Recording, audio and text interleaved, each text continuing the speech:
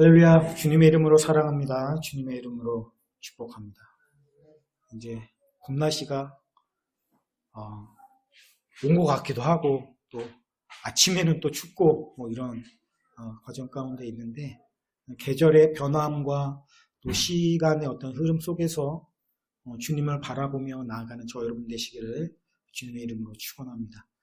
오늘은 좀 가장 우리가 살아가면서 중요한 것들, 예배라고 할 수가 있는데 그 예배의 정신에 대해서 한번 생각을 해보기를 원해요. 예배할 때 우리가 가장 중요한 것이 무엇인가?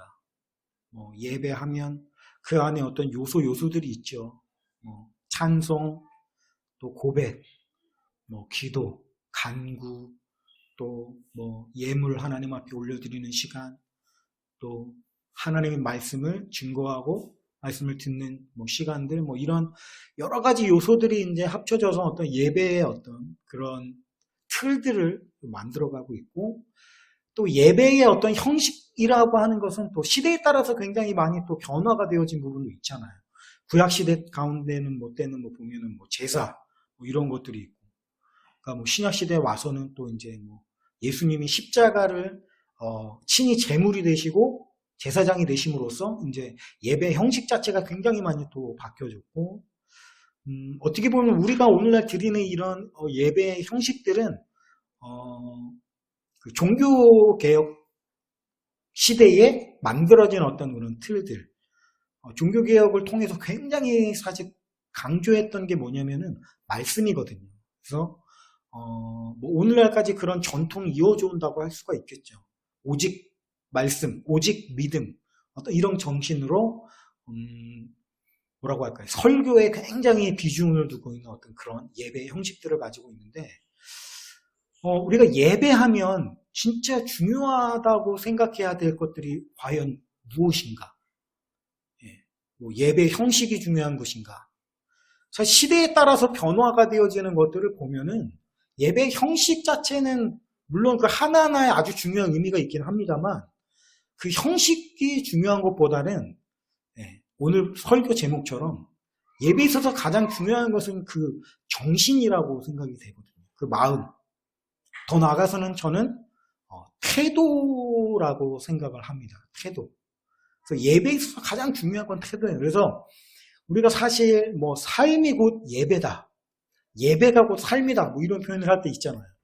교회에 와가지고 1시간 또는 1시간 조금 넘게 우리가 예배라는 것들을 이름하여 드리면서 그것만이 예배가 아니라, 그죠? 교회 밖을 나가서 살아가는 그 시간 속에서도 우리가 예배하는 거다. 이런 표현을 합니다. 맞는 얘기죠.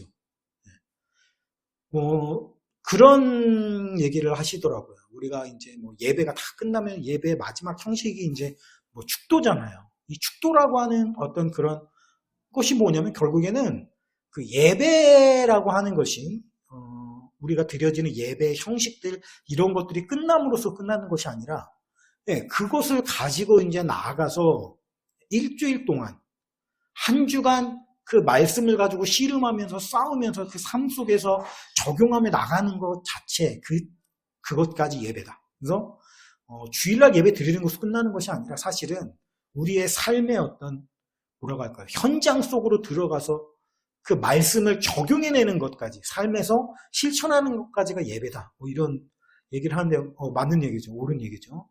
그런 의미에서 볼 때 주일에서 모여가지고 우리가 소위 말하는 그 예배를 드리는 것, 또는 나아가서 삶 속에서 하나님의 말씀을 적용하고 증거하고 애쓰고 힘써 싸우면서 살아가는 것, 뭐가 중요하냐, 뭐가 진짜 예배냐, 우리가 얘기할 때 사실 다를 것이 저는 없다고 생각을 해요. 교회에서 드리는 예배, 삶 속에서 예배 드리는 것, 모습은 굉장히 다르죠. 우리가 소위 예배라고 하면 뭔가 경건한 모습을 가지고 나와서 하나님 앞에 거룩한 찬송을 불러드리면서 기도하고 이런 어떤 종교적인 어떤 그런 행위, 이런 것과 삶 속에서 그저 내 어떤 직장 또는 내 일자리, 또 내가 있어야 하는 또는 학교 이런 곳에 가서 그저 부딪히면서 또 그 안에서 살아가는 실생활의 모습을 보면 완전히 다른 것 같지만 본질적으로 보면은 다를 것이 없다라고 하는 거예요. 예배란 도대체 무엇인가? 어떤 종교 행위로서 올려드리는 것이 예배인가? 그런 것이 아니라 가장 중요한 것은 예배의 정신, 더 나아가서는 태도라고 생각이 되어지는데, 뭐 결론부터 말씀드리자면 제가 생각하는 예배의 본질, 예배의 가장 중요한 것은 태도라고 했는데 어떤 태도인가? 하나님 중심적인 태도라고 생각이 되거든요. 하나님 중심적인 태도. 뭐 맞는 얘기죠.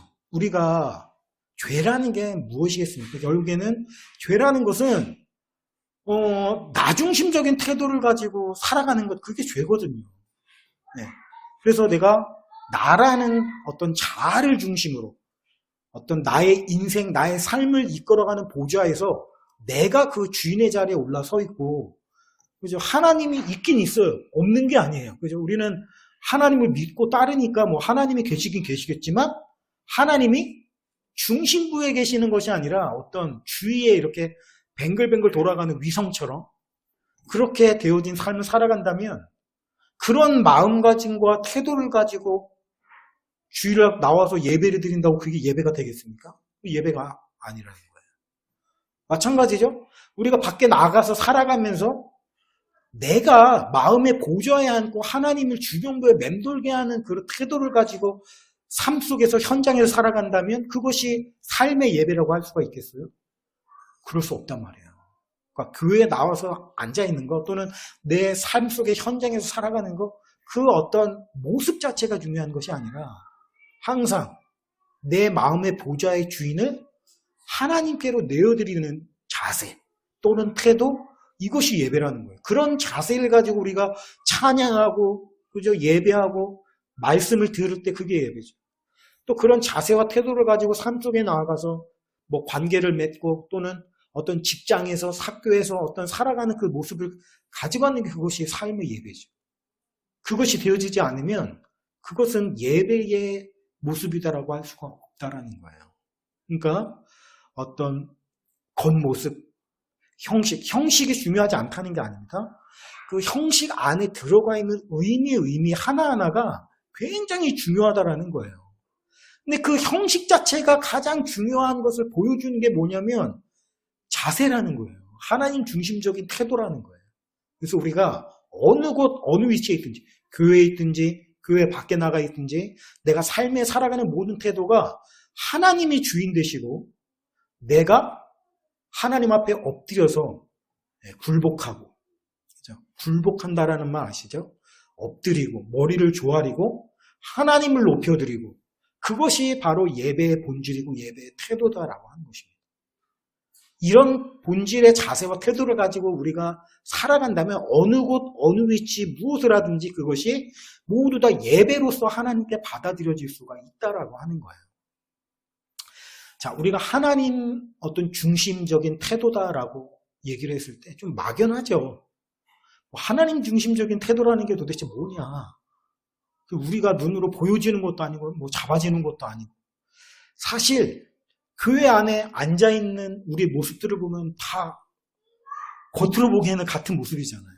살아갈 때도 마찬가지고 그 마음속의 태도나 자세 이런 것들이 잘 보여지지 않고 잘 알아지지 않는단 말입니다. 물론 그 사람의 말이라든지 행동이라든지 이런 것들을 통해서 그 사람의 마음의 태도나 자세가 자연스럽게 드러나기는 합니다.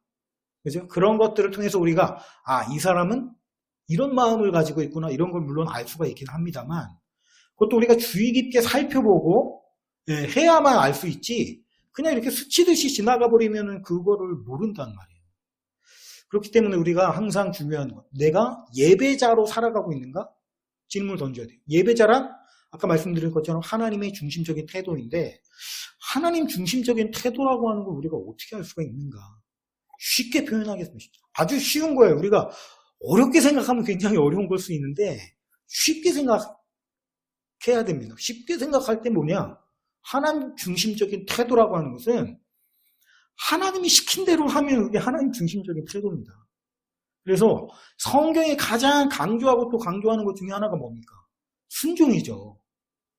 순종이 뭐 제사보다 낫다. 아주 유명한 표현이 있지 않습니까? 사무엘. 그 이야기가 하는 것이 그건 뭐겠어요? 예배란 하나님 중심적인 태도인데, 하나님 중심적인 태도라는 건 뭐냐고. 하나님이 하라는 대로 하는 것이다. 자, 우리가 오늘날 현대에 와가지고 예배 형식들을 막 바꾼단 말이에요. 바꿀 수 있죠. 왜냐하면 형식이 중요한 건 아니잖아요. 네, 말씀드린 것처럼 태도와 자세가 중요한 거니까.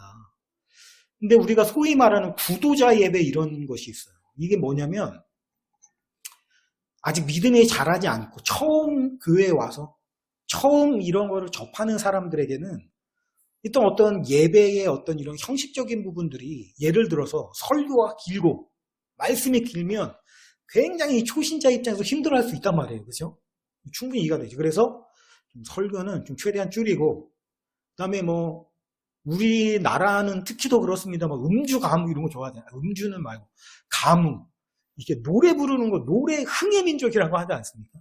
그러니까 뭐 찬양 물론 우리가 하나님을 높여드리기 위해서 하는 거지만 뭐 노래 부르는 건 누구나 다 좋아하니까 좀 찬양의 비중은 좀 늘려서 뭐라고 할까요? 좀 교회 문턱을 좀 낮춰보자. 예? 이 초신자들이 좀 이렇게 교회 안으로 들어오기 좀 어렵지 않게끔 이게 좀 문턱을 낮춰보자.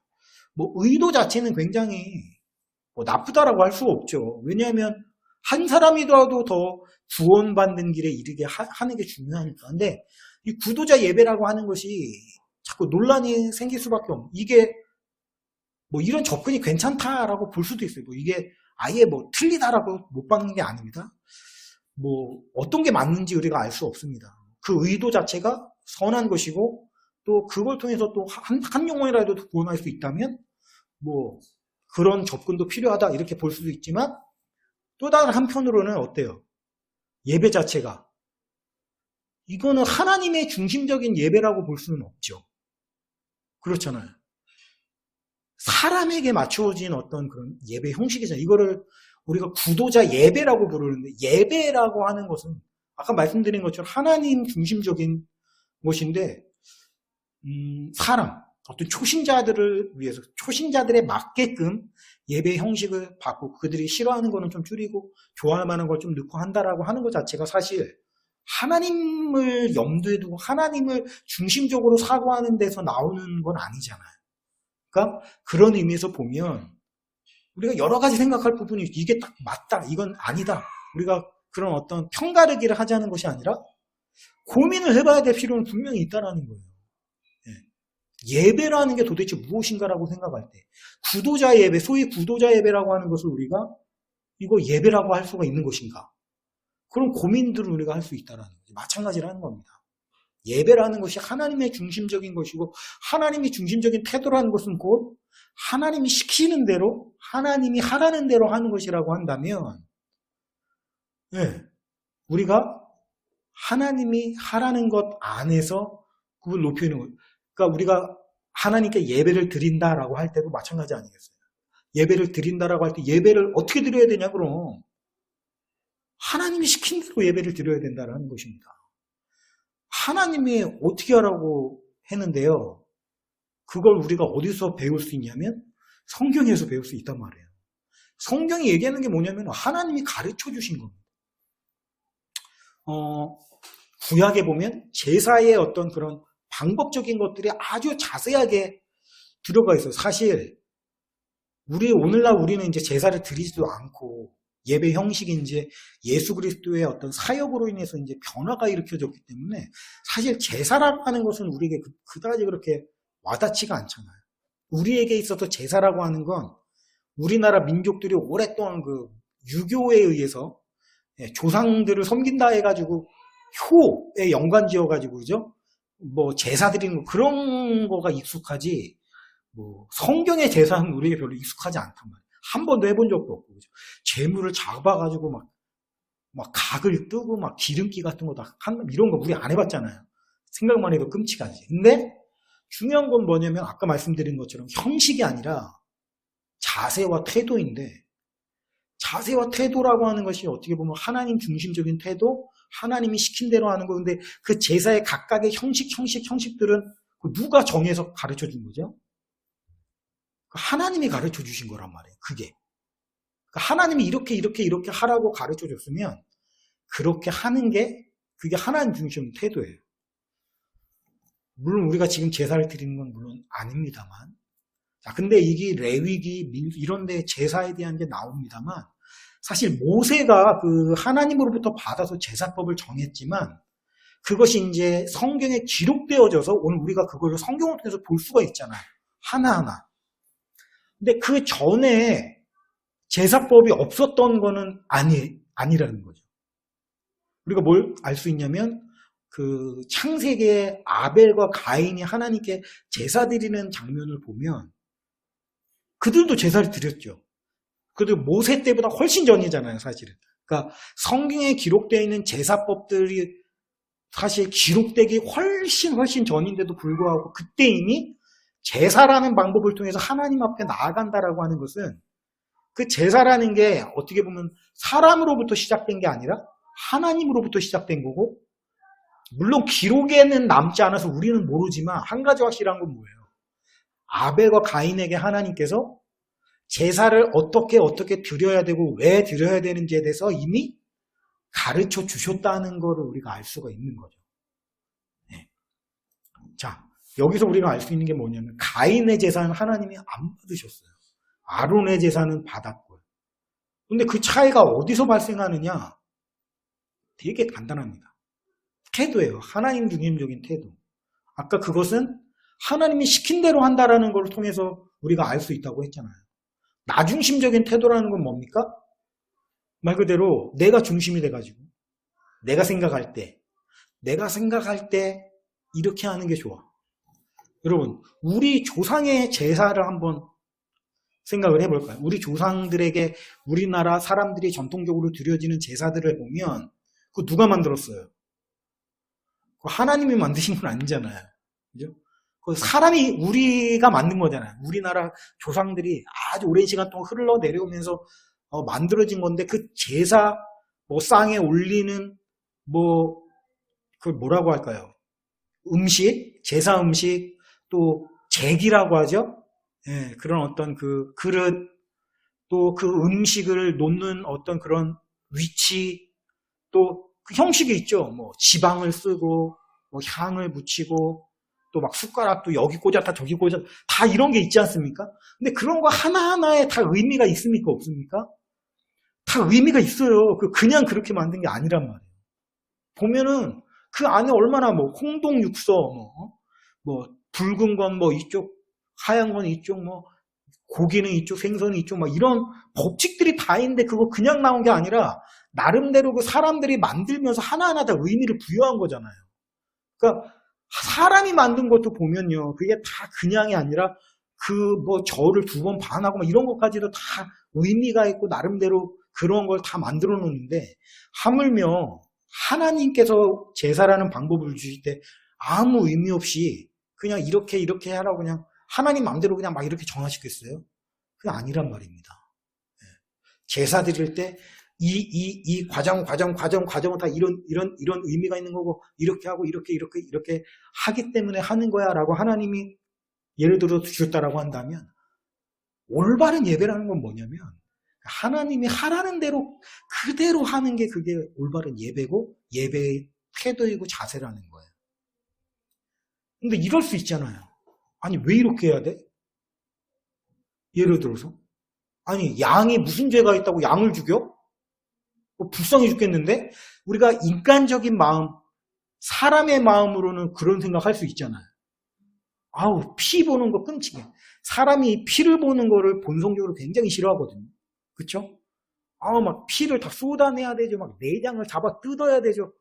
생각만 해도 끔찍하단 말이에요. 왜 이렇게까지 해야 되나 의문이 들 수도 있고. 하나님 이렇게 하라고 시키긴 시켰는데 내가 보니까 아니 그렇게까지 하는 거는 별로 안 하고 싶은 거예요. 그래가지고 이건 이렇게 하는 것보다 이렇게 하는 게 더 나을 것 같아. 깔끔하잖아. 피 막 이렇게 흘리고 막 재단에 뿌리고 이런 거 다 치우고 좀 깔끔하게 하자. 이렇게 할 수도 있잖아요. 그러니까 하나님의 결과적으로 우리가 성경에 그렇게 기록되어 있진 않지만 합리적으로 추측을 한다라고 하면 가인의 제사를 왜 안 받았겠는가? 하나님이 시키신 대로 그대로 드린 게 아니라 뭔가를 바꾼 거예요, 자기가. 자기 나름대로 납득이 안 가면 이걸 왜 이렇게 해야 돼 하면서 이렇게 하는 게 훨씬 나은데. 아니, 이걸 꼭 이렇게까지 해야 돼. 귀찮고 뭐 이러고. 그냥 이렇게 하는 게 훨씬 간단하고 좋잖아. 심플하고 좋잖아. 이렇게 바꾸는 거예요. 자, 그렇게 해서 예배를 드렸어요. 그러면 가인은 자기가 제사를 드렸다고 하겠어요? 안 드렸다고 하겠어요? 제사를 드렸다고 하죠. 제사를 드렸으니까. 그러나 하나님 보실 때 그건 제사인가요? 아닌가요? 그건 제사가 아니에요. 그거는 예배가 아니란 말이에요. 내 마음대로 바꾼다는 건 뭐죠? 그거? 내가 주인이란 얘기죠. 내 마음에 보기에 올바라. 그대로 하고, 내가 마음에 보기에 이건 아니야. 틀려. 그러면 안 해? 그러면 이게 내 중심이지 이게 어떻게 하나님 중심이 되겠어요? 그렇지 않습니까? 하나님이 나의 주인이시고 나의 어떤 내가 섬기는 예배드리는 존재라고 한다면 내가 하나님을 존중한다라고 하는 것은 하나님이 하라는 대로 그대로 하는 것이 가장 하나님을 존중해드리고 하나님을 높여드리는 것이라는 얘기예요. 그것이 되지 않으면 그것은 예배가 될 수가 없다는 거죠. 근데 구약의 제사라든지 여러 가지 것들을 보면 하늘의 영적인 어떤 하나님의 나라에 대한 모형으로서 나타나는 것들이 구약에 굉장히 많단 말이에요. 그죠? 그래서 그 하나하나의 어떤 그런 그 모형으로서 우리에게 보여준다라는 건 어려운 게 아니라 쉽게 얘기하면 뭐라고 할까요? 시청각 자료로 사용하신 거예요. 왜냐면 영적인 건 우리가 잡아지지도 않고 눈에 보이지도 않는 것이다 보니까 하나님이 우리로 하여금 쉽게 이해할 수 있도록 이런 여러 가지 형식이라든지 이런 거에 영적인 의미를 부여해서 우리가 쉽게 이해하게끔 만들어 놓으신 것들이란 말이에요. 제사도 마찬가지고. 또 뭐 구약의 어떤 이런 여러 가지 정복, 뭐 가나안 땅을 정복하는 이런 여러 가지 광야를 통과하고 이런 모든 것들이 사실은 하나님 나라에 들어가는 영적인 여정들을 우리에게 직접적으로 눈으로 보여주시는 어떤 그런 모형이잖아요. 그러니까 그런 것 자체가 뭐냐면 시청각 자료예요. 아이들에게 얘기할 때 그냥 이론으로 막 이렇게 설명하는 것보다 눈에 보여지는 거죠. 야, 4 더하기 5는 얼마야? 뭐 4 더하기 5는 풀어. 이렇게 하면 꼬마애들은 어렵단 말이에요. 도대체 이게. 근데 왜 이런 거 막 나오죠? 귤을 4개를 가지고 나와요. 이 귤이 몇 개인지 세보자. 하나, 2개, 3개, 4개. 근데 철수가 뭐 귤을 5개를 더 가져왔어. 하나, 둘, 셋, 넷, 5. 자, 그러면 이게 합쳐지면은 총 몇 개인지 아는 사람 하면 뭐 세보고 하나, 둘, 뭐 5개.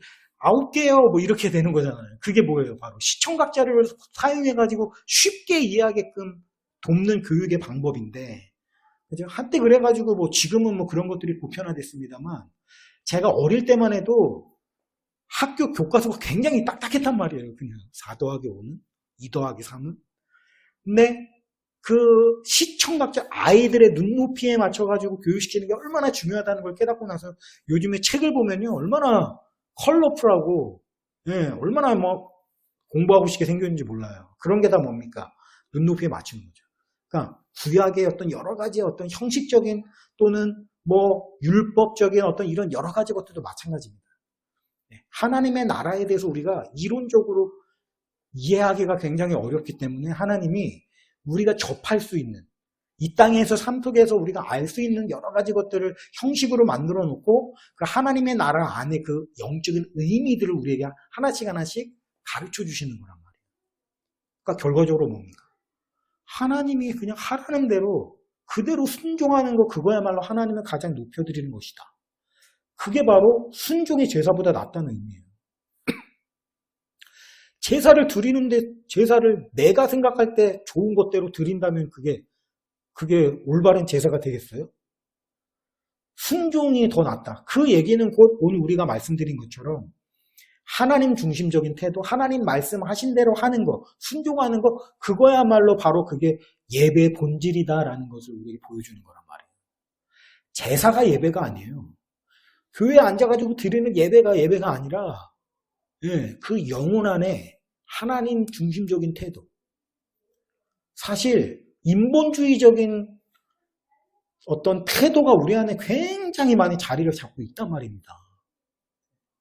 그래서 마찬가지예요. 목사님들도 마찬가지예요. 목사님들의 어떤 예배, 어떤 그런 것이, 뭐 우리가 종교개혁 안에서 사실 왜 말씀이 중요할 수밖에 없었냐면, 이 카톨릭이요. 말씀에서 너무 벗어나는 거예요. 말씀의 권위를 자꾸 낮춰요. 말씀보다 교황의 권위가 더 높다는 식으로 자꾸 가는 거예요. 그런데 사실 성경 어디를 봐도 그런 개념은 전혀 존재하지가 않거든요. 그러니까 자꾸만 거기에서 부패가 일어납니다. 교황이 막 힘을 많이 갖게 되니까 막 면죄부 팔아가지고 죽은 사람을 위해서도 자꾸 뭐를 해야 된다고 그러고. 왜냐면 죽은 사람은 천국이나 지옥에 가 있는 게 아니라 중간지대에 뭐 연옥에 가 있기 때문에 살아있는 사람들이 뭐 어떻게 하느냐에 따라서 이 연옥에 있는 뭐 영혼들이 지옥에 갈 수도 천국에 갈 수도 있다. 그래서 죽은 자를 위해서도 기도해야 된다. 뭐 이런 식으로 자꾸 나오면서 거기서 면죄부가 나와서 죄를 사해줄 수 있는 뭐 그거를 주면서 팔아가지고 막 썩고 막 이러니까 그래가지고 나온 게 뭐냐면은 다시 말씀으로 돌아가자. 이게 종교개혁이란 말이에요.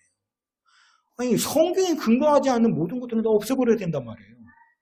그러니까 그게 이제 저건데 그러다 보니까 우리 개신교의 어떤 예배 형식은 말씀 중심, 설교 중심으로 굉장히 강조가 된 게 사실이고 뭐 그거 자체가 나쁜 건 아닙니다. 사실 말씀이 중요하니까요. 그런데 문제는 설교라는 것 자체가 뭡니까? 목사님이 말씀을 강해해서 성도님들에게 말씀을 이제 가르쳐 드리는 어떤, 그죠?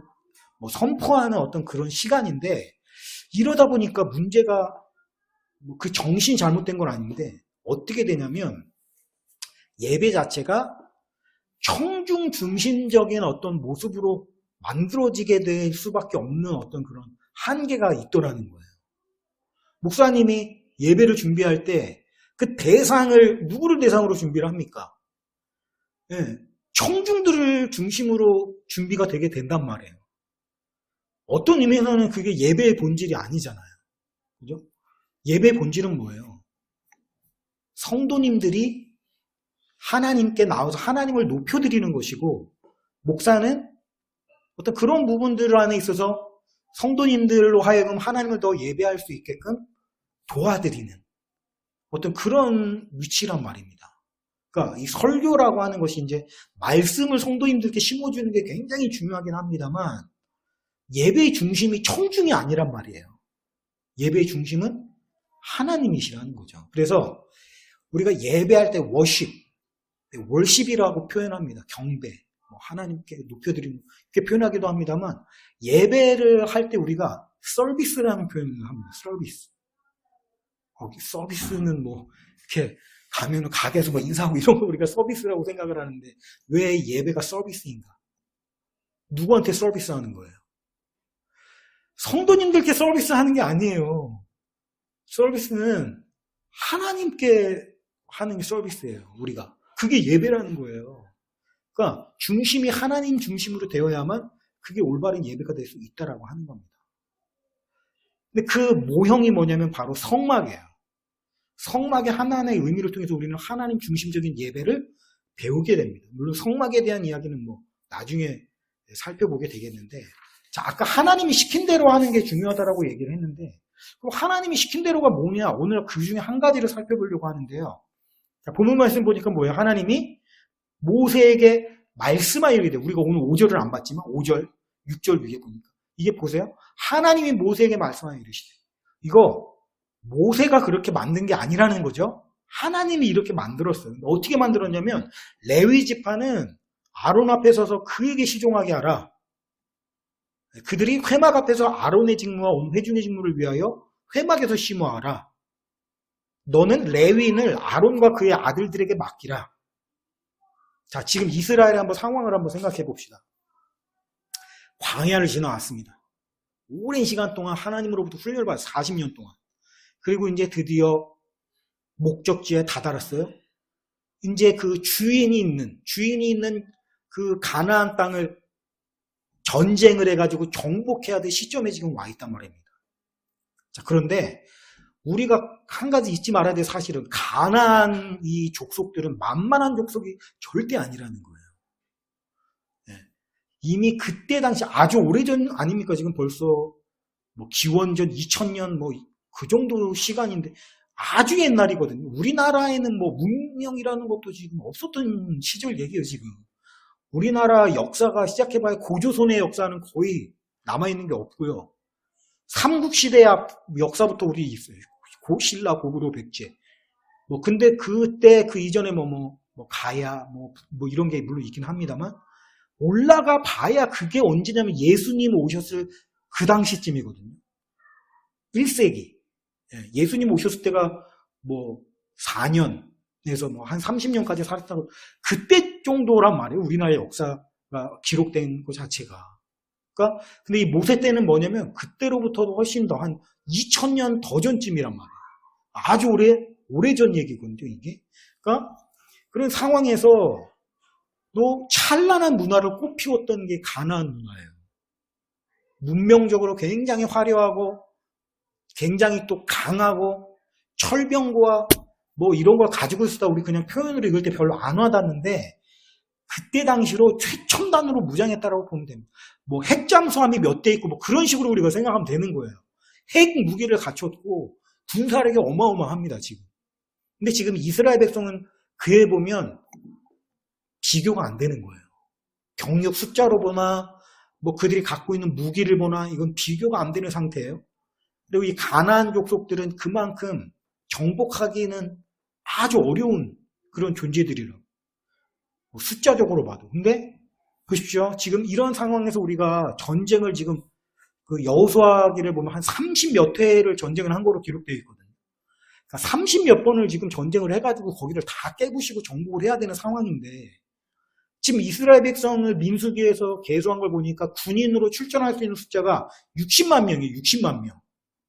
많다면 많다고 할 수 있지만 그 정복해야 될 가나안 땅의 어떤 그런 군사력, 전투력 비교해보면 많은 숫자가 결코 아니거든요. 모자라죠, 사실은. 한 족속이 아니라 지금 막 7족속이 막 지금 다 함께 있는 거 아닙니까? 그러니까 지금 군인 한 사람이 한 사람이 지금 아쉬워요. 더 많아야 돼요, 사실은. 100만 명, 200만 명 있어도 지금 안심할 수 없는 상태라고요. 자, 그런 상황에서 하나님 뭐라고 하시냐면, 여호와께서 모세에게 말씀하시되 레위 지파는 띄어라. 레위 지파, 12지파 중에 한 지파잖아요. 그러니까 12분의 1을 띄래요. 그래서 아론에게 줘라. 제가 인간적으로 생각할 때는요, 이렇게까지 지금, 물론 광야에서 올 때까지는 필요해요. 그죠? 왜냐하면 이거 하나님의 물품들을 다 하나씩 메고 옮겨야 되거든요. 막 성막 멈추면 쳐야죠. 뭐 해야죠. 광야에서는 그렇게 필요해요. 근데 지금 시점이 어떤 시점에는 그 광야가 지금 끝났잖아요, 이제. 광야가 끝났고, 이제 정복하면 그 안에 하나의 뭐 지점에다가 뭐 성막을 만들든 해가지고 하나에 정착되는 거 아닙니까? 그러면은 뭐 성전 기물이나 이런 거 막 지고 옮겨야 될 필요가 있나요? 없거든요? 없는데 그 시점에서 하나님에게 뭐냐면 레위 지파 그래도 띄워놓으라는 거예요. 이게 인간적으로 생각할 때는 좀 이해가 안 되는 거죠. 아니, 광야에서는 그만큼 인력이 필요하니까 그렇다고 치는데, 이제 인력이 필요 없으면 사실 그 정도 예배를 주관하고 하는 거는 그냥 대제사장 가문만 있으면, 제사장만 있으면 되는 거 아닌가요?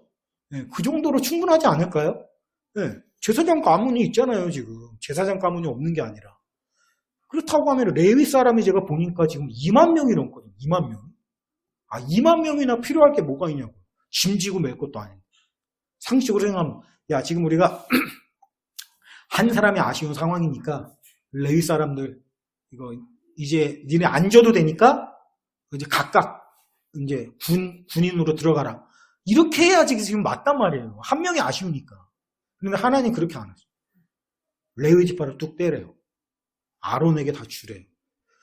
아니, 도대체 레위 지파가 할 일이 뭐가 있길래 할 일이 없어요. 제가 볼 땐 별로. 그런데 띠라는 거예요. 근데 보십시오. 이게 누가 시킨 거라고요? 하나님이 시킨 거라고요. 그렇다는 얘기는 무슨 얘기예요? 이게 하나님이 원하시는 어떤 시스템이라는 얘기거든요. 이게 여러분 지금 이스라엘 자체 안에만 지금 그런 게 아니라 제 말이요. 지금 우리도 12분의 1을 막 인구 5천만이면 그 중에서 12분의 1을 딱 떼가지고 해야 된다. 그런 얘기 하는 게 아닙니다. 무슨 얘기냐면, 어떻게 보면 아주 인력의 낭비예요, 지금. 인력의 낭비. 근데 그거를 낭비하게끔 하시는 게 하나님의 뜻이라는 얘기예요. 실용적인 일을 하게 하는 게 아니라. 그죠? 우리나라가 발전하려면 인구가 많아야 되잖아요. 지금 인구 절벽이라느니 뭐 그래가지고 막 한순나는 이들이 굉장히 많이 있는데 그 인구들이 지금 생산 현장에 다 투입돼가지고 나라를 굴리는데 지금 열심히 각자 자리에서 해야 되는데 예를 들어서 12분의 1을 뚝 떼가지고 그냥 이 사람들 그냥 예배만 드리라고 하면 인간적인 시각에서 보면 아니 할 일 없이 그냥 논리라는 게 이해가 됩니까? 이해가 안 되죠. 근데 그렇게 하라는 게 하나님의 뜻이라는 거예요. 12분의 1이면 적은 숫자가 아닙니다. 굉장히 큰 숫자라고요. 12분의 1 하니까 약간 우리가 생각나는 게 11조? 10분의 1?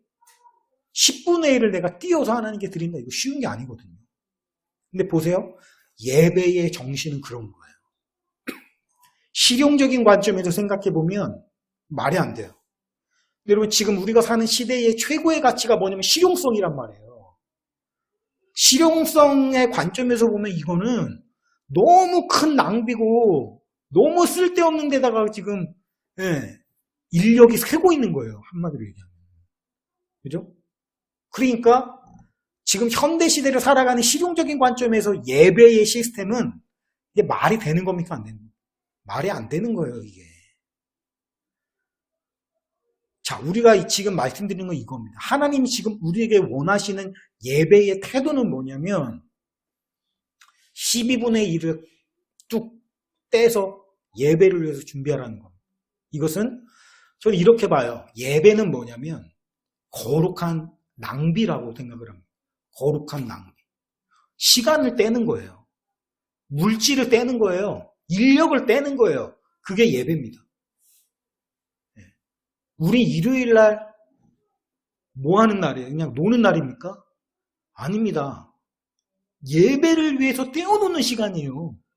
근데 보세요. 그게 일주일에 하루예요. 일주일에 하루. 7분의 1이죠. 7분의 1이잖아요. 뭐 지금 주 5일 근무다 뭐 4일 근무다 지금 하고 있습니다만 휴식하려고 쉬려고 하는 게 아니라 예배 드리려고 띄워놓은 거란 말이에요. 하루를. 그러니까 보십시오. 예배의 정신이라는 건 그런 겁니다. 뭐 다시 한번 순서를 말씀드리자면 예배는 태도가 중요한데 그 태도는 하나님 중심적인 것. 하나님이 시킨 대로 하는 건데 하나님이 뭘 시켰냐면 떼어놓으라고 했어요. 낭비라래요. 거룩한 낭비. 그렇다라고 한다면 오늘날 우리가 예배를 하나님 앞에 드릴 때 제사 드리고 뭐하고 뭐 레위인처럼 막 구별해서 떼놓고 하는 거 아니지만 그 하나님의 어떤 예배의 정신을 우리가 계승을 해야 되겠습니까? 안 해야 되겠습니까? 해야 됩니다. 근데 그게 뭐냐? 떼어놓으라는 거예요. 주일 성소라는 게 뭐겠어요, 결국에? 떼어놓는 정신이에요. 그래서 우리가 오늘날 하나님께서 시킨 대로 하는 거, 예배의 정신을 계승하는 건 뭐냐면 온전하게 거룩하게 주일을 구별해서 예배를 드리는 겁니다. 그게 주일 성소예요. 일주일에 하루를 띄워? 제가 배달을 하잖아요. 배달하면 솔직히 돈을 제일 많이 벌 수 있는 날이 주일입니다. 아침부터 배달이 많아요. 저녁까지. 주일날 제가 일을 하면 한 20만 원은 훨씬 넘게 벌 수 있을 것 같아요. 벌 수 있죠. 그래서 그거 일주일에 20만 원이 뭐 장난이 아니고 하루에 20만 원씩 더 버는 게 추가가 되면은 지금 제가 물질도 빡빡하잖아요. 제가 지금 여유가 있는 상태가 아니지 않습니까? 우리 가족 6식구 먹고 사는 일이 보통 일이 아닌데. 제가 바보예요. 그래서 제가 바보라서 그 주일 가장 돈을 많이 벌 수 있는 날을 돈을 안 벌고 와서 예배 드리고 집안에서 말씀 보고 뭐 그런 거겠습니까? 아니란 말이에요. 그게 예배예요. 하나님이 그렇게 시켰어요. 뚝 떼어놓는 거 그게 예배라고. 하나님이 그렇게 하라고 하시니까 그렇게 하는 겁니다. 내가 할 거 다 하고 실용성 다 찾아가면서 내 이익되는 거 다 찾아가면은 그거는 하나님 예배하는 정신이 아니라는 거예요. 우리의 삶의 여력 중에 10분의 1을 툭 떼어놓는 거 이건 그게 예배의 정신이다라고 하는 겁니다. 가장 중요한 거죠. 오늘 우리가 하나님 앞에서 그것을 끼워놓는 거예요. 11조도 뭡니까 결국에. 구약시대 때 뭐 11조는 뭐 레위인을 아무것도 일을 안 하게 하나님이 했으니까 그들을 먹여 살리는 거니까. 그래서 필요했지만 현대에는 레위인이 있냐 뭐가 있냐. 그럼 구약의 율법일 뿐이다. 11조 강요하지 않아도 된다. 뭐 어떤 의미에서 그런 말이 틀린 얘기라고 생각지 않습니다. 그것도 율법이라면 또 율법일 수도 있는 거니까. 11조를 해야만 되느냐 안 해도 되느냐. 저는 그런 논쟁이 충분히 있을 수도 있고 교회 안에서 그런 논쟁이 활발하게 진행이 돼야 된다고 봐요. 왜냐하면 이게 구약시대에서 신약시대에 넘어서 어떻게 적용이 돼야 하는가 뭐 그런 의미에서 보면. 자, 그런데 11조 안 해도 된다? 자, 11조 안 해도 돼요. 뭐 주일날 와가지고 1시간 예배 드려. 그것도 온라인으로. 편하니까, 그죠? 집에서 그냥 뭐 있고, 그냥 요즘에 유튜브만 틀면 실시간 뭐 예배하는 거 다 나오는데, 아니도 예배 드려요. 듣고. 그 다음에 11조? 구약의 율법이니까 안 해. 그냥 헌금, 뭐, 주일헌금 하고. 뭐, 이렇게 나한테 부담 주지 마요. 교회 봉사? 안 해요. 부담 주지 마요, 나한테. 나 안 그래도 피곤한 사람이에요. 막 이러면서, 그죠? 자, 보세요. 예배의 정신이란, 하나님이 우리에게 가르쳐 주시는 예배의 정신이란 10분의 1을, 12분의 1을 뚝 떼서 하나님께 그걸 낭비하라는 거예요. 바꿔 얘기하면 출혈을 감수하라는 겁니다. 굉장한 출혈이거든요. 출혈을 바꿔 얘기하면 희생 없는 예배? 그건 예배라고 할 수 없다라는 겁니다. 자, 주일이 됐어요. 10시, 11시 일어나가지고 눈곱 띄고 온라인 예배 편하게 앉아서 예배 드려요. 11조? 구약의 율법이니까 안 해도 되고 그냥 만 원씩 뭐 일주일에 만 원씩 뭐 주일헌금 하고 해요. 또 뭘로 하나님을 예배하는 걸 보여줄 건데요, 그러면? 아무런 희생도 없고, 아무런 출혈도 없고, 아무런 드려지는 것도 없이, 그저 편하게, 그죠? 편하게 드리는 게 그 예배, 내가 무슨 희생을 감수했어요, 지금? 감수한 게 하나도 없어요. 그러면 그거는 예배가 아니라는 얘기예요. 예배라고 할 수가 없어요. 뭘 희생했는데요? 제가 굉장히 은혜 받았던 내용이 뭐냐면 성경에서 다윗이, 그죠? 지금 다윗이 인구조사에 죄를 범해가지고 지금 하나님이 3가지 중에 하나 선택해라. 근데 전염병을 선택했는데 저는 그게 좋은 선택이 아닌 것 같아. 그냥 다윗이 뭐 몇 개월 동안 쫓겨다니면은 자기 혼자 쫓겨다니는 거니까 자기 혼자 힘들면 되는데 하필이면 전염병을 선택해가지고 지금 7만 몇 명이 죽었어요. 왜 전염병을 선택했는지 모르겠어. 하여튼 그랬을 때 하나님이 아라우나의 그 타작마당에 그 신이 뭡니까 천사가 있을 때 거기다가 제단을 쌓고 제물을 올려라라고 했을 때 갑니다. 그랬더니 왕이 오는데 아라우나가 딱 보니까 왕이 오네? 그러니까 당연히 버선발로 뛰쳐나가죠. 아유 임금님 여기까지 어쩐 일이십니까? 엎드려가지고 그 다음에 여기다가 제단을 쌓아서 제사를 드려야 되겠다. 그러니까 아라우나가 뭐라고 해요? 아마 이 아라우나가 참 귀중한 마음을 가진 사람. 아유 얼마든지 이 땅 임금님 가지시고 여기 소도 있고 뭐 불도 있고 다 있으니까 임금님 제사 드리십시오. 그러니까 다윗 뭐라고 합니까? 하나님께 제사 드리는데 희생 없이 나의 어떤 그런 지출이 없이 나 하나님께 공짜 예배 드릴 수 없다는 거예요. 다윗은. 내가 반드시 대가를 지불하고 뭡니까? 출혈을 내가 해야 그게 내 제사하고 내 예배지. 네가 다 드리고 나는 그냥 형식만 드리면 그거는 예배가 아니다. 그거 아닙니까? 다윗이. 저는 그렇다고 생각해요. 11조를 드려야 되냐 말아야 되냐 해야 되냐 말아야 되냐 논쟁이 필요하지만 그 돈이 아까워서 그걸 논쟁한다? 하나님께 드리는 게 아까워서 그것 때문에 논쟁한다? 그게 예배예요? 그럼 예배라고 할 수 없단 말이에요. 물론 우리 목사들이 회개해야 됩니다. 성도들을 그냥 자기 바지 주머니로 알고 그런 거 막 그 11조 안 하면 저주받을 것처럼 해가지고 다 뜯어내가지고 자기 맘대로 쓰고 이런 여러 가지 것들 때문에 불신이 있고 막 이런 거 이해합니다만 그거는 별개의 문제고 하나님 앞에 희생 없는 예배, 희생 없는 제사 드리면 안 된다라는 거예요. 하나님의 예배 정신은 네가 예배를 드린다면 출혈해라는 거예요. 희생하라는 거예요. 희생 없는 예배, 출혈 없는 예배는 그 예배로 받을 수가 없다는 거예요. 너 편한 대로 그냥 그렇게 하면서 그거 어떻게 예배라고 할 수 있냐라는 겁니다. 우리도 마찬가지죠.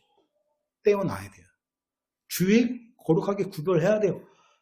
실용적으로 나가는 거 아니에요. 그냥 버리는 거예요. 버린다라는 표현이 좀 그렇긴 한데 하나님께 던져드리는 겁니다. 시간을, 물질을, 내 에너지를 다 뚝 잘라가지고 하나님, 이거 아까워. 이거 진짜 이 돈으로 그냥 맛있는 것도 사 먹을 수 있는데 뚝 잘라내는 거예요. 그게 예배입니다. 예배의 정신이에요. 오늘 다시 한번 예배의 정신을 회복했으면 좋겠어요. 어떤 게 예배인가? 무엇이 예배인가?